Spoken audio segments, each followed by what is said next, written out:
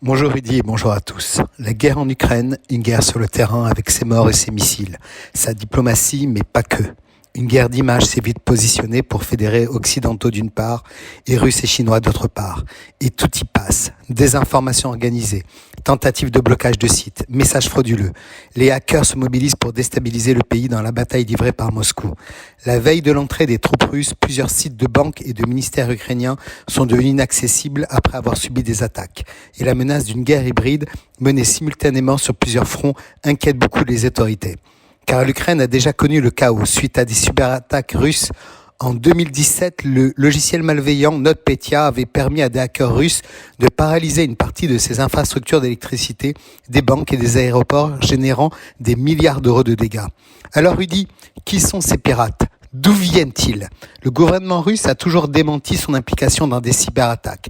Officiellement, elles sont l'œuvre de jeunes patriotes déconnectés du Kremlin. Il y a quelques années, Vladimir Poutine en avait dressé le portrait devant des journalistes. Des esprits libres, comme des artistes. S'ils sont de bonne humeur le matin, ils se lèvent et se mettent à peindre. C'est pareil pour les hackers. Si leur pays est attaqué, ils agissent. Plusieurs de ces groupes de hackers ont été identifiés.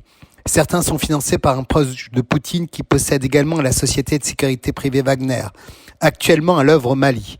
L'un des gangs les plus puissants de la communauté russophone, baptisé Conti, a menacé de frapper les infrastructures critiques de l'ennemi ukrainien. Sa spécialité, c'est le ransomware. Il cible en priorité les entreprises dont il verrouille les ordinateurs jusqu'à qu'elles payent une rançon. On évoque aussi le risque fou que la Russie, dans un mouvement maximaliste, n'envisage de couper les câbles sous-marins par lesquels transitent près de 99% de l'Internet qui permet de réaliser environ 10 000 milliards de dollars US de transactions quotidiennes. Cela sera alors un acte de guerre lourd et que les Occidentaux s'organisent pour protéger. Alors on s'interroge, Rudy, sur les réactions de l'Ukraine et ses alliés. Kiev a annoncé avoir mis en place sa propre armée numérique et appelé tous les hackers compétents à rejoindre sa cyberpatrouille qui compterait 260 000 volontaires. À l'étranger, des membres du groupe Anonymous ont revendiqué des centaines d'attaques contre Russia Today, l'agence de presse TASS et plusieurs sites du gouvernement russe, et a réussi à pirater la télévision russe et diffuser des images de la guerre en Ukraine. L'Union européenne a mis en alerte un collège d'experts en renfort. La guerre, Rudy, apprend à dépasser les combats et devenir cyber.